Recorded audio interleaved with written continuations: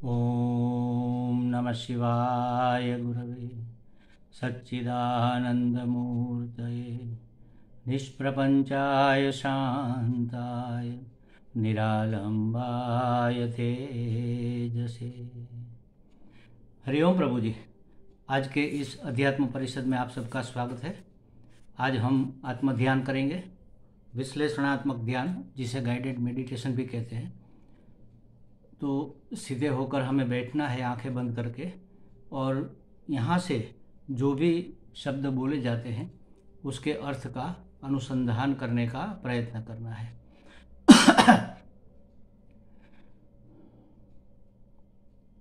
ओम नमः शिवाय, ओम नमः शिवाय, ओम नमः शिवाय, ओम नमः शिवाय, ओम नमः शिवाय, ओम नमः शिवाय, ओम नमः शिवाय, ओम नमः शिवाय, ओम नमः शिवाय, ओम नमः शिवाय, ओम नमः शिवाय, ओम नमः शिवाय, ओम नमः शिवाय, ओम नमः शिवाय। ओम नमः शिवाय। शिव जी को प्रणाम। कल्याण स्वरूप परमात्मा को नमस्कार, जो हर जगह, हर रूप में, हर समय व्याप्त है, उस परमात्मा को प्रणाम। इस ध्यान में जो प्राप्त ही है उसको प्राप्त करना है। प्राप्तस्य प्राप्ति।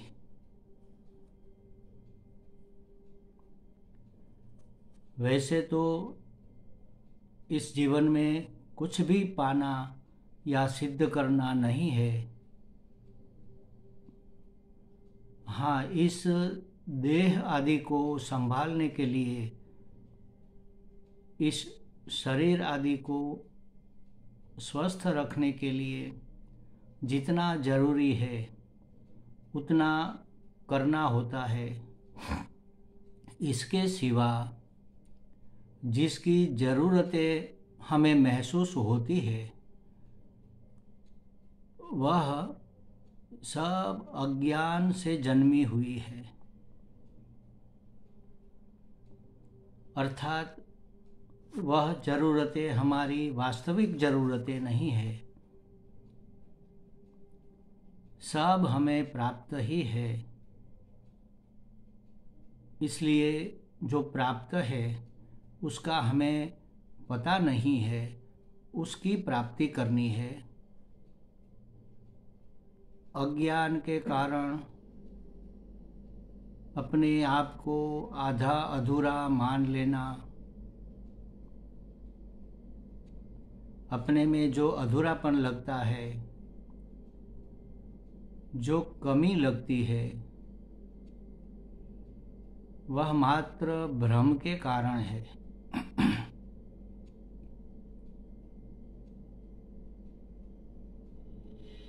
इसलिए अगर यह भ्रम मिट जाए तो मुझे किसी से कुछ भी चाहने की जरूरत नहीं है। मैं स्वयं पर्याप्त हूँ, मैं स्वयं पूर्ण हूँ, मैं स्वयं सिद्ध हूँ, मैं स्वयं स्वतंत्र हूँ।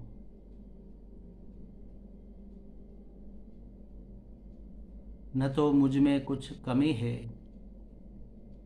न तो मुझे कहीं पहुँचना है, न तो मुझे कुछ सिद्ध करना है, और न तो मुझे किसी से मुक्त होना है, क्योंकि मैं नित्य शुद्ध बुद्ध मुक्त स्वरूप ही हूँ।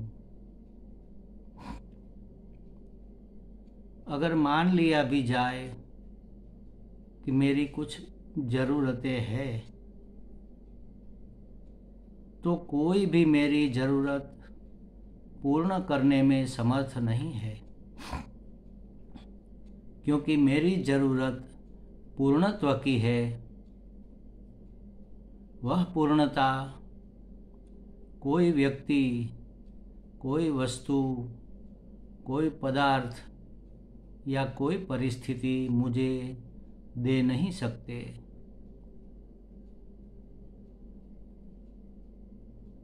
क्योंकि वह स्वयं अपूर्ण है।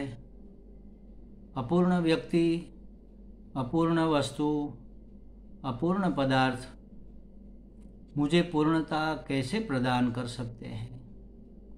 जो उसके पास, स्वयं के पास नहीं है, वह मुझे कहाँ से ला कर देंगे? अतः मेरी आवश्यकता की पूर्ति वास्तव में कोई नहीं कर सकता, और इसलिए जगत के किसी भी पदार्थ की, किसी भी व्यक्ति की, किसी भी परिस्थिति की, किसी भी घटना की ओर यह मुझे किसी तरह सुखी, सुरक्षित करेंगे, इस प्रकार की दृष्टि रखना योग्य नहीं है।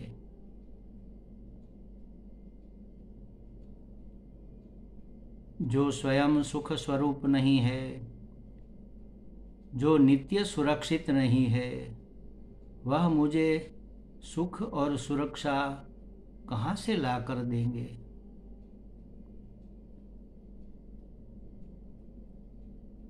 आत्मनस्तु कामाय सर्वं प्रियं भवति। जगत में जिस किसी के प्रति प्रेम दिखा रहा हूँ, वह वास्तव में आत्मा के प्रति प्रेम है, मैं के प्रति प्रेम है। जगत के पदार्थों में जो आकर्षण मुझे मालूम पड़ता है, वह वास्तव में आत्मा के प्रति है, मैं के प्रति है,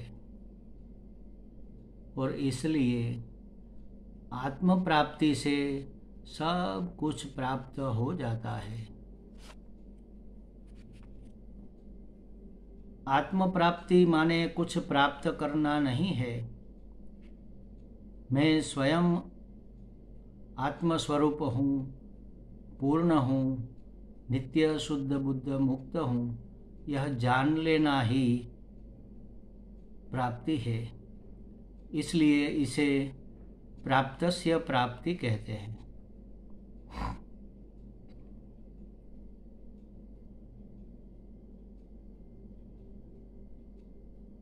आत्म प्राप्ति से अगर सब कुछ प्राप्त हो जाता है, तो फिर दुनिया में किसी के प्रति कोई राग, कोई द्वेष होने का कोई कारण ही नहीं है।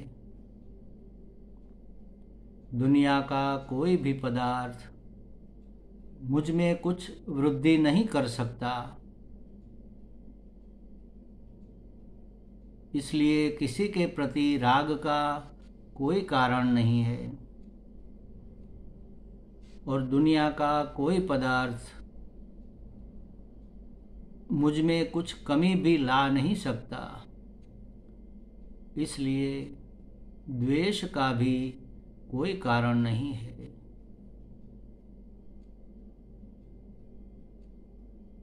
जिस पूर्णता की मुझे चाहत है, उसके दर्शन तो मुझे स्वयं में ही करना है।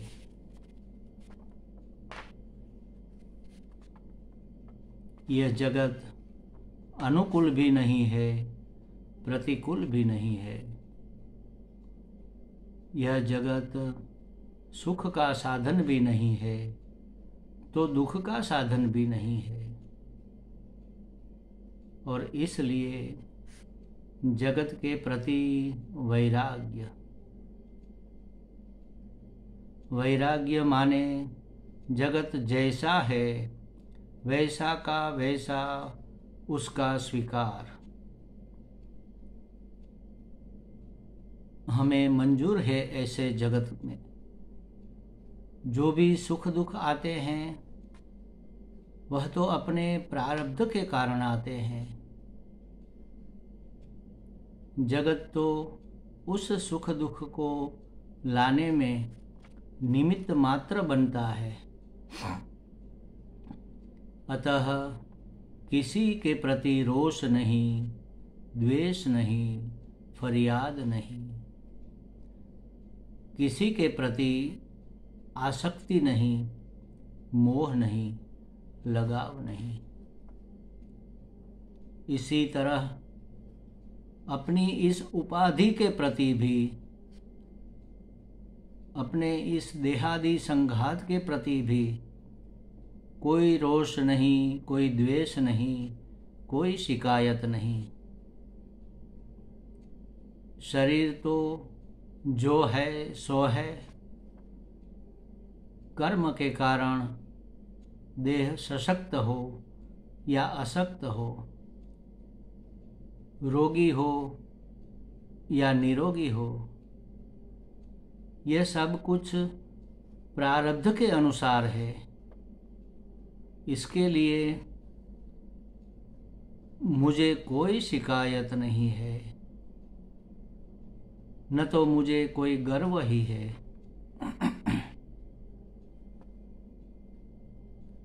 जगत का सहर्ष स्वीकार, निंदा स्तुति के बगैर ही स्वीकार, अपने देह का भी सहर्ष स्वीकार, ज्ञानेंद्रियों का भी स्वीकार, आँख, कान, नाक, त्वचा, रसना, सब का सभी विशेषताओं और सभी मर्यादाओं सहित सहर्ष स्वीकार, अपने मन का भी, अपनी भावनाओं का भी सहर्ष स्वीकार, मन का उसकी सभी मर्यादाओं सहित स्वीकार। जहाँ सहर्ष स्वीकार है,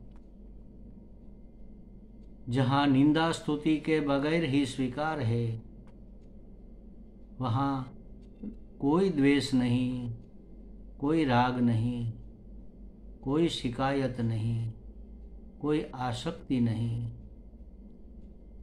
विरोध का कोई कारण नहीं, गर्व की कोई बात नहीं, कोई असंतोष नहीं।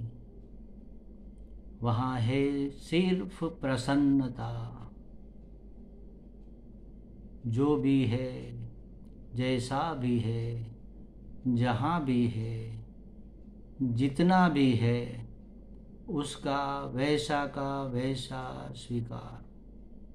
कोई विरोध नहीं, कोई अनुरोध नहीं।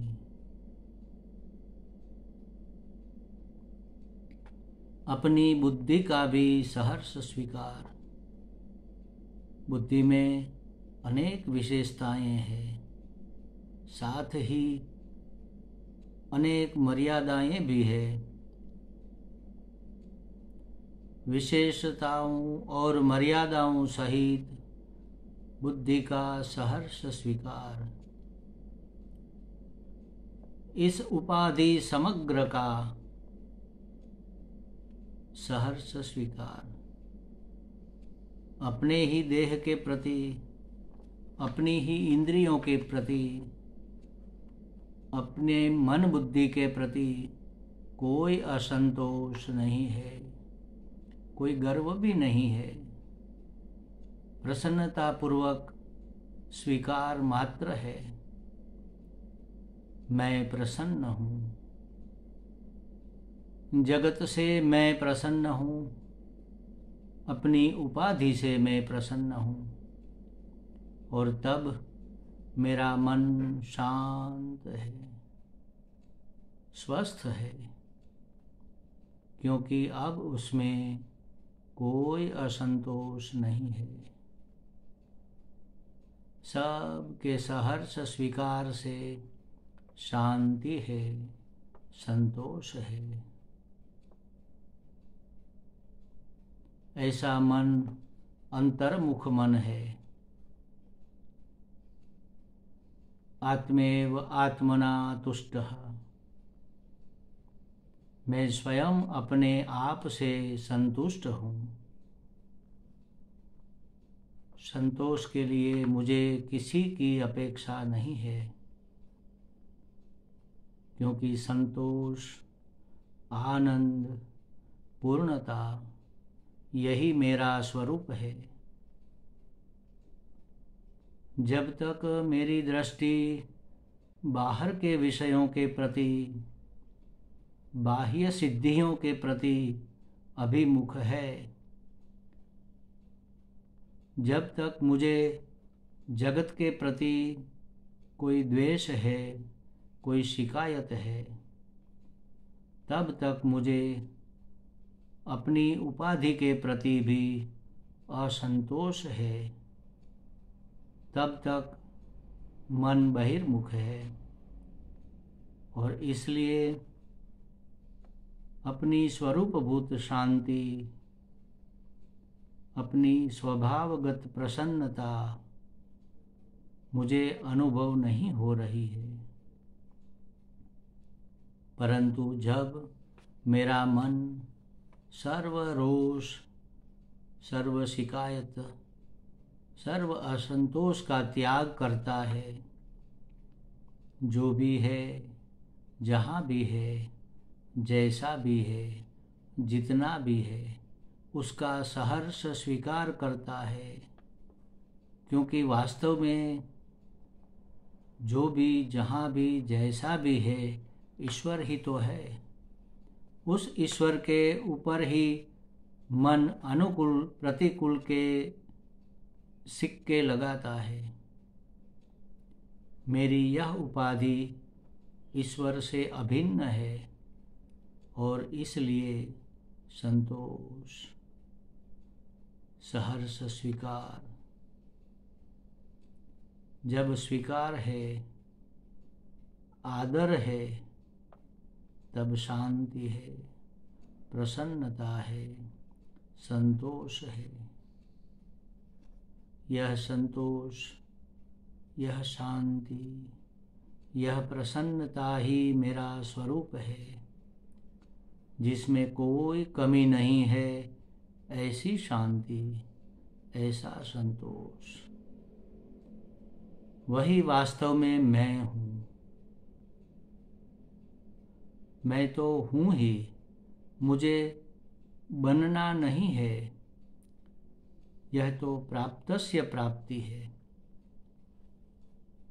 मन की बहिर्मुखता के कारण जो भी अप्राप्त मान लिया था, वही वही सब जब अंतर्मुख मन हुआ, तब प्राप्त ही है ऐसा अनुभव हो गया। ऐसा आनंद, ऐसी शांति, अनंत आनंद, पूर्ण शांति, प्रगाढ़ प्रसन्नता, निस्तरंग समुद्र के समान। समुद्र की गहराई में जिस तरह कोई तरंग नहीं होते, वैसे किसी भी तरंग के बिना शांति का समुद्र, यह मेरा स्वरूप है। यही स्वयं प्रकाश शांति, अपने आप झलकने वाली शांति, स्वयं प्रकाश संतोष, स्वयं अभिव्यक्त होने वाला परितोष, स्वयं स्फुरित आनंद, यही मेरा स्वरूप है, जिसका मुझे अनुभव हो रहा है। वही मैं हूँ, वह मैं हूँ ही। यह शांति, यह संतोष कहीं से उत्पन्न नहीं हो रहा, यह तो सदा आत्मस्वरूप से प्रकाशमान है। बहिर्मुखता के बादलों ने अपने स्वरूप सूर्य को जैसे आच्छादित सा कर लिया था, अब जब मन अंतर्मुख हुआ है तब सदा ही विद्यमान शांति का, प्रसन्नता का अनुभव हो रहा है, जिसमें कोई कमी नहीं है। वही पूर्णत्व में हूँ, यही आनंद, यही ज्ञान है, यही शिव है। चिदानंद रूपः शिवोऽहं शिवोऽहम्। चिदानंद रूपः शिवोऽहं शिवोऽहम्। शिवोऽहं शिवोऽहम्। इस शांत मन में शायद कोई तरंग उठे, कोई विचार उठे, तो भी मेरा कोई विरोध नहीं है। विचार तरंग उठेंगे और शमन भी हो जाएंगे, लेकिन शांति तो चिरस्थायी है, स्वाभाविक है। अन्य सर्व आगंतुक है, शांति स्वाभाविक है। चिदानंद रूपः शिवोऽहं शिवोऽहम्।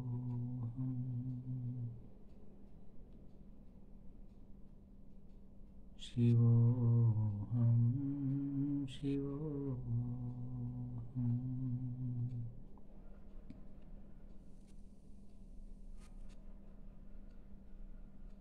अखंड आत्मा सच्चिदानंद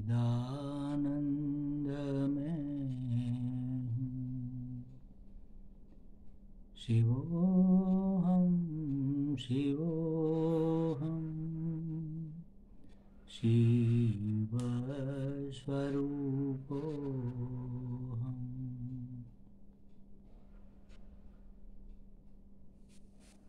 शिवोऽहं शिवोऽहम्।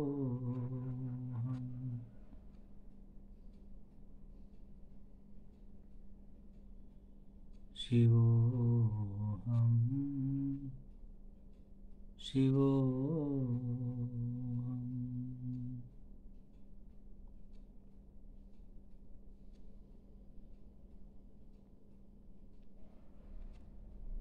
ॐ पूर्णमदः पूर्णमिदं पूर्णात् पूर्णमुदच्यते पूर्णस्य पूर्णमादाय पूर्णमेवावशिष्यते। ॐ शान्ति शान्ति शान्तिः। हरिः ॐ। श्री गुरुभ्यो नमः। हरिः ॐ।